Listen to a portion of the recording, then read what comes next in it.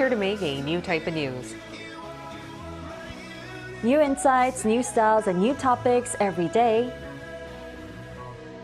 We are News Generation.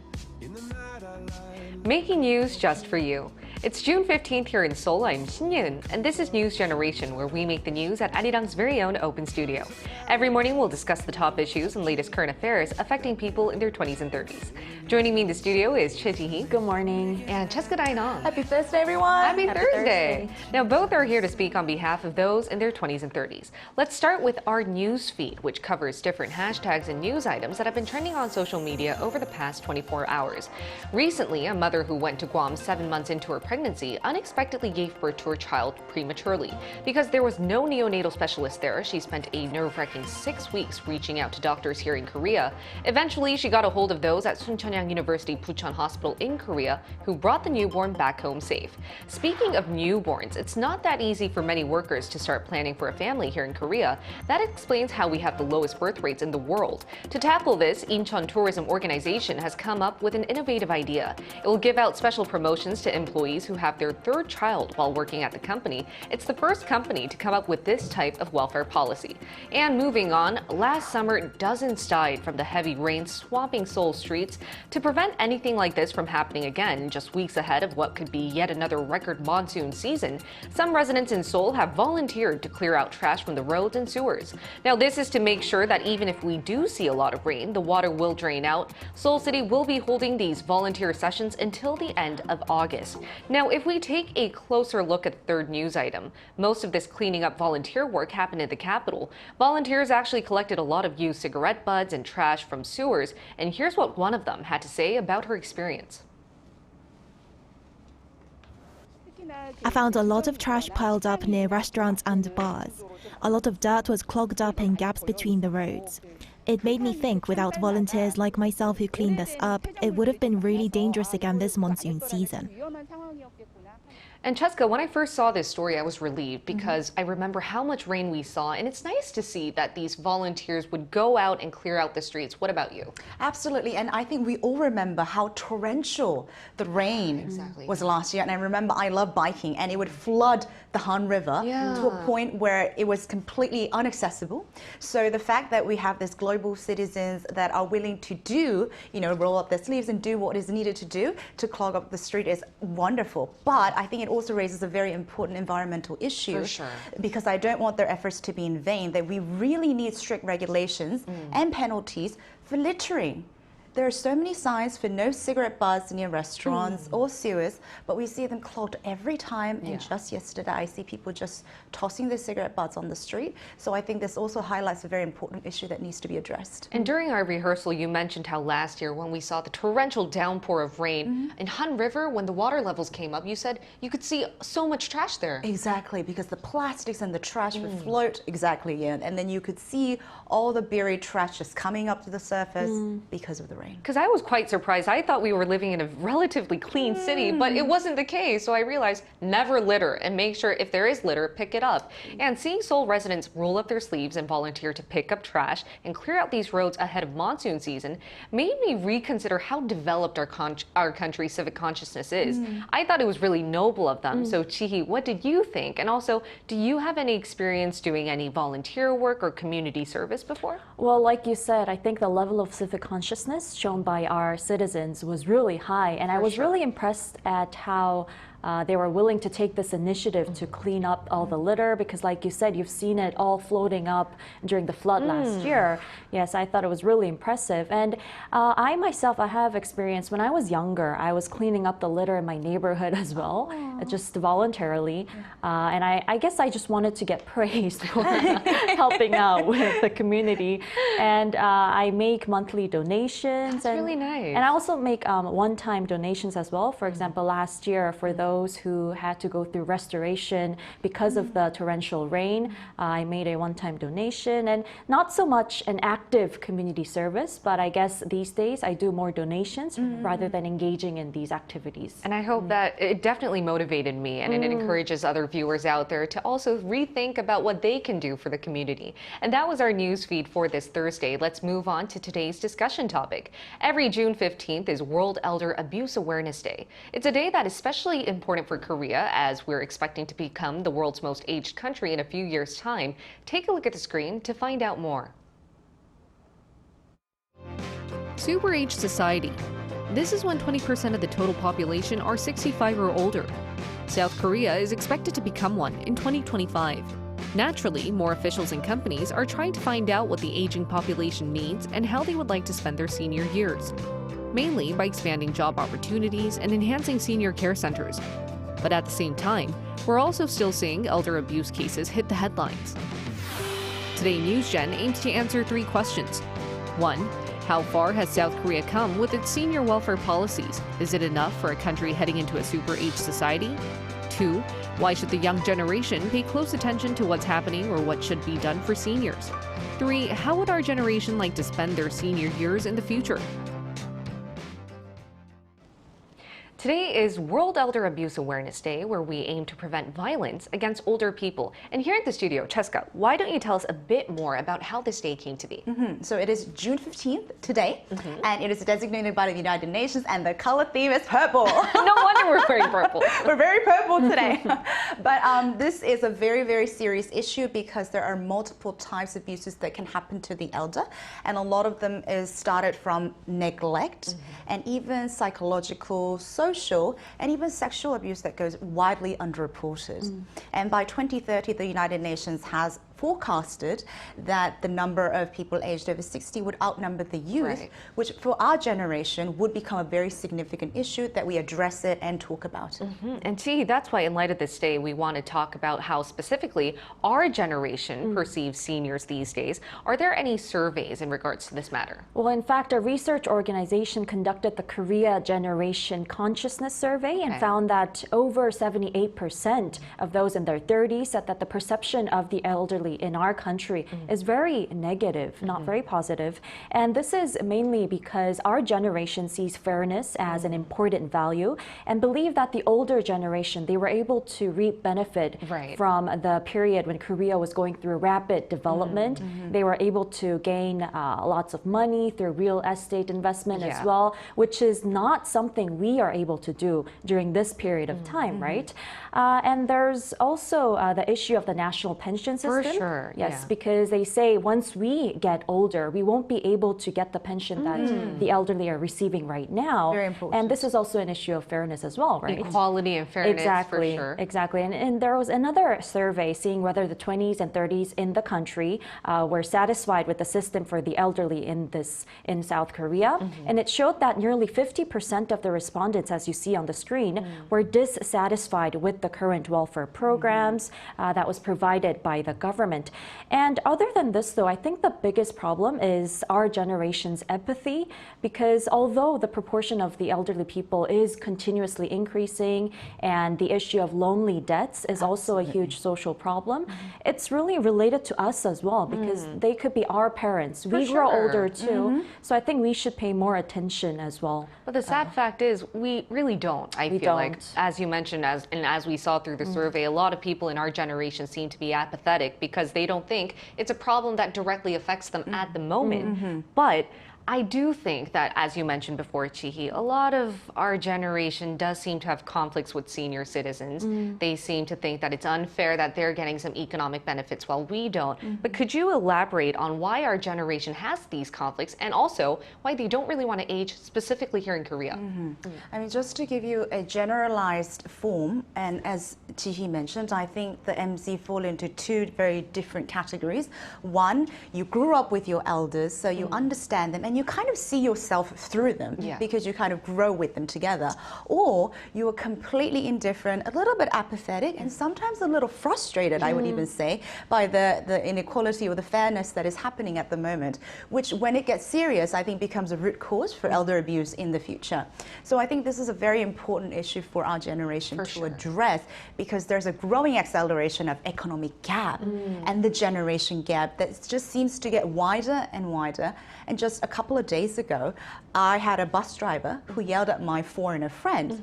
I was extremely upset, so I went to my grandma and said, "Grandma, can you believe this happened?" She actually sat me down and said, "Girl, we never grew up with seeing any foreigner around, and the only exposure that we got was through political propaganda." And it actually made me realize, take a step back and say, this is the generation that we're living in. We're so far ahead, and the generation gap is only going to widen. Because we have different experiences, upraisings, and also, as you mentioned, different socioeconomic situations from what our previous generation been through. Now, before we go on, we're also going to find out what our viewers think about getting old and whether they're preparing themselves for life after retirement. Take a look at the screen to find out what 3 of them had to say. So Dan Quentin James said, I retired at the age of 65 in the United States. I prepared 25 years before I retired from a large U.S. company which had a 401k plan. Hussein Demir 5909 said, I started saving as soon as I started to work, but I'm not expecting to retire comfortably, just trying not to starve. Now this is very relatable.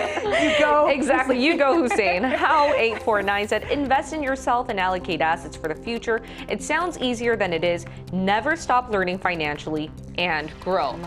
These are all very solid statements here, and Very also future-driven. Exactly, very future-driven. Then I'd like to ask you guys here in the studio how you're preparing for retirement when it comes to you becoming a senior citizen, starting with Shihi. Well, personally, I'm saving up. Really? And That's good. Another future-driven person. Another future-driven person here in the Not studio. too much, but I'm not using all the money that I'm earning right now, and I'm investing in stock just a little bit. And in the future, I hope to invest in the real estate when I get to save up more money, I guess. But in general, the millennials, they are saving up. They're in the stock and real estate as well. And most cited that, in fact, this was through a survey. They said they're investing in stock and saving and real estate as well. But it's more for the 30s, those in their 30s, because of course they have more affordability, money. Yeah, affordability. And also those in their 30s, other aspects include like Hao said, investing in yourself for your self-development, staying healthy, and also trying to find a spouse who can live with you for the rest of your life. This is also, I guess, very important. It is important because, like I said earlier, lonely deaths are a huge social problem as well. So I think these are pretty decent ways of the millennials trying to prepare for their retirement. But many also said that they're not really prepared or are thinking of preparing for retirement. This was extreme for the 20s and 30s. 1 out of 3 people in their 30s were saying they're not preparing for their retirement at all. And those in their 20s were also saying the same. 1 out of 5 were saying that. So I guess compared to other generations, the younger generations, the millennials, some are saving up, preparing, some are just some are future-driven, but some are living YOLO. I think it's all, you only live once, but maybe just spend this day to the fullest, and I'm happy with that. But what about you, Cheska? Could you give us your 10 cents on how you're trying to prepare for this senior life? I have a very interesting one that I would like to share. Okay. All of my friends in our 20s are already thinking about investing in silver towns. Already? Already. That's way too future-driven. We actually sit down and think about which city we should live in, which community we should live in, how our houses would have a bridge so we can have like house parties together. So building your own little silver town. Exactly. Or like finding those silver towns that are being developed. I think this highlights a very important thing that happens in our generation, which is that one, as we mentioned a lot here in the studio, the fertility rate is extremely low. It is. A lot of people are not having children or choosing singlehood.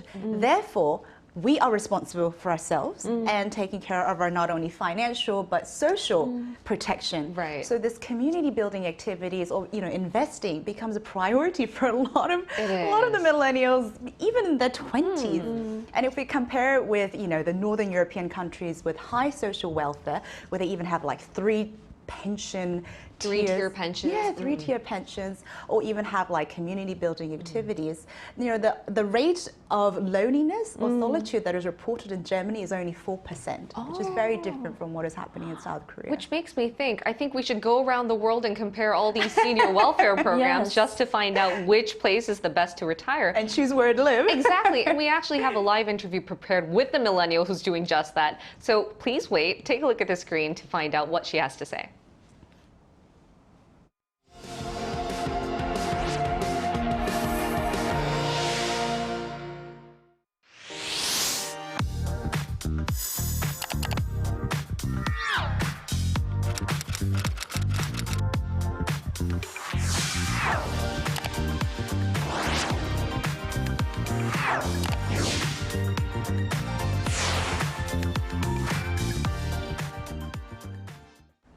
We're going to be hearing from another millennial who's moved around the world looking for the best place to raise her kids and eventually retire. She's originally from Hong Kong, but has also lived in Norway and the UK, and she's planning to immigrate to Scotland this summer, but at the moment she's living in Seoul. It's Peggy Lai. Welcome, Peggy. Hello. Hello. All right, Peggy, so you've lived in so many different parts of the world, but you've lived the most in Hong Kong. So could you please compare South Korea's senior welfare policies to those of Hong Kong?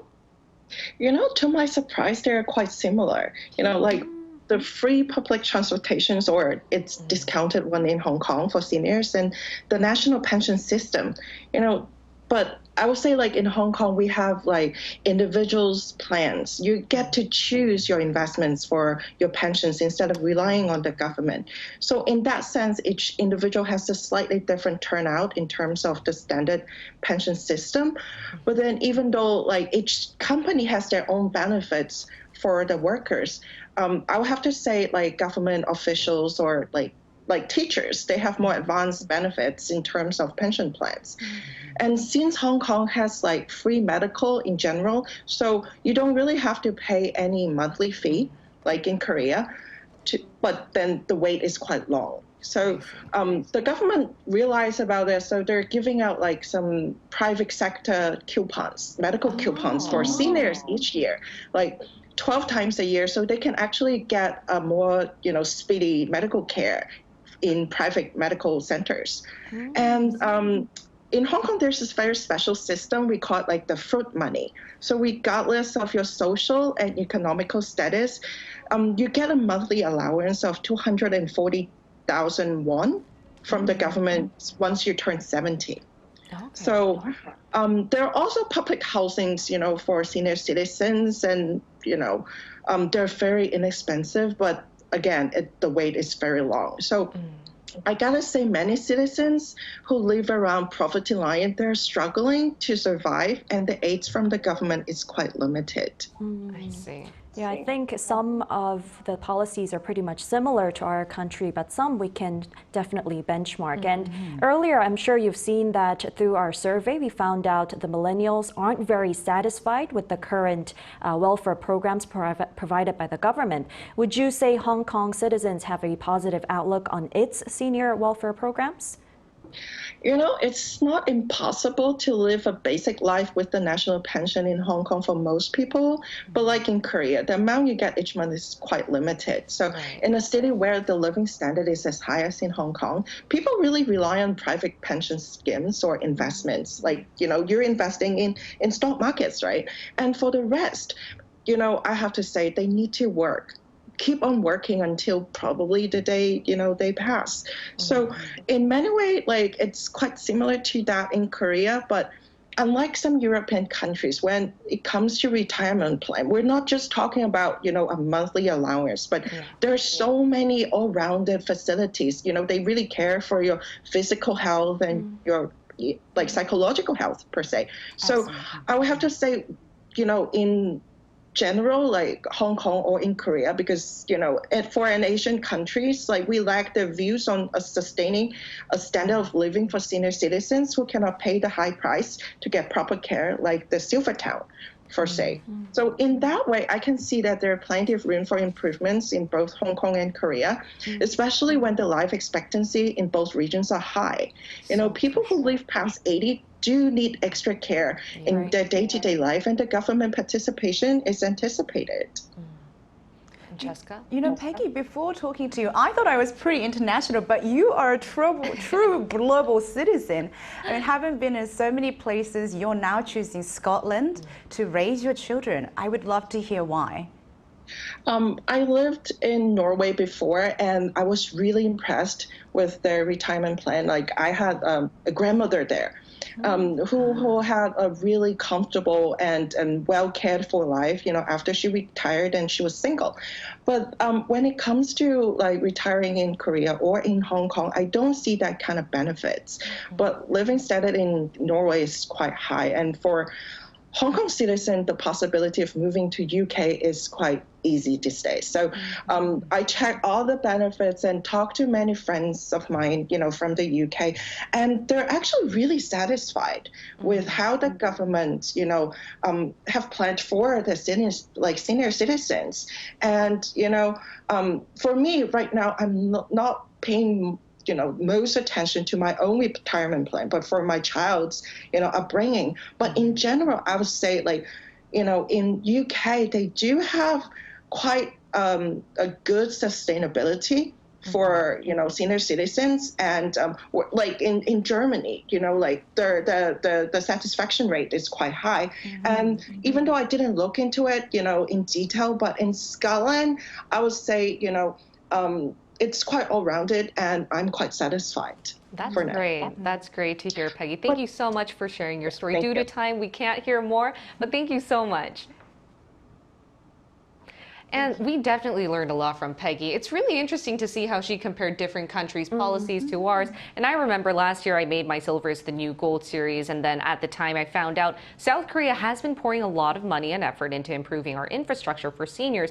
The biggest takeaway is that the health ministry has been trying to expand the job market for seniors. Last year alone, they created 845,000 job opportunities. Most, of course, were in the social and public sector. And what I was really happy to hear was that they felt more alive due to these opportunities. Being productive. Exactly. Could you elaborate on what South Korea is doing for seniors these days? Well, like other countries, the government is putting in much effort to make lives better for the elderly people. And there are some welfare programs for the elderly, as well as the silver towns provided for these people. And the other day, I was able to interpret for Paju City's City Hall, and they had this new program that they've recently launched. And it was this TV-related program where they would monitor the television watching trend of the people, elderly people who are living alone. So you'd be able to monitor their pattern and figure out if they are okay, doing okay alone. Wow. Yes, and they would also figure out if they have dementia. It helps to diagnose dementia at an early stage.